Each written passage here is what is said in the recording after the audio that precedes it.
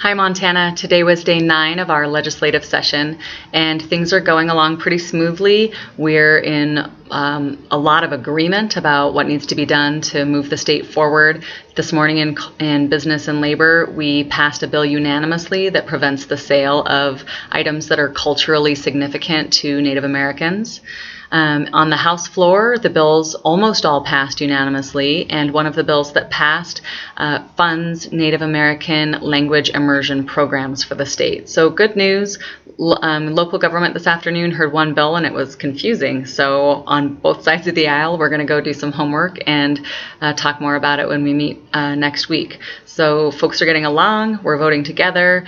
Lots of people are talking about healthcare in the state and on the national level. And the reason for that is that there's a lot of fear from Montanans and Americans that the new Congress and the new Montana legislature are going to take their access to health insurance and their access to health care away from them. Let's get this straight. Folks should be afraid. Repealing health care on the national level would add $350 billion with a B dollars to the United States deficit over the next 10 years. On a more human level, it's just mean to rip away healthcare from hundreds of thousands of Montanans. We should be going forward and making progress, building on what we've accomplished, and not going back to an old system that was terrible for people. We shouldn't be going back to a system where people can't afford to get sick. We shouldn't be going back to a system where if you are already sick, you can't get any health insurance.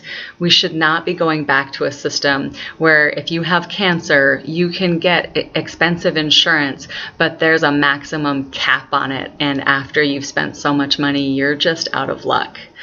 The people who are the most at risk are the 61,000 Montanans who received health insurance through Medicaid. Of those 61,000 Montanans, 34,000 of them are women, 52,000 of them are living in poverty, 8,000 of them are Native American, and 14,000 of them are between 50 and 64 years old. That's important to keep those folks insured and having access to health care. We have lots of community health centers across Montana, and we love them. They serve 100,000 Montanans, and if we repeal health care on the national level or in this state, they stand to lose 70% of their funding. Last but not least, seniors stand to lose the help that they're getting right now to pay for their Medicare prescription drugs. It's a bad deal all around. Folks should be worried about it. You should be calling your United States Senator and Representative. You should be calling, emailing, writing a letter to your state Senator and Representative and telling them not to take your health care away. That's your homework. I'll see you tomorrow.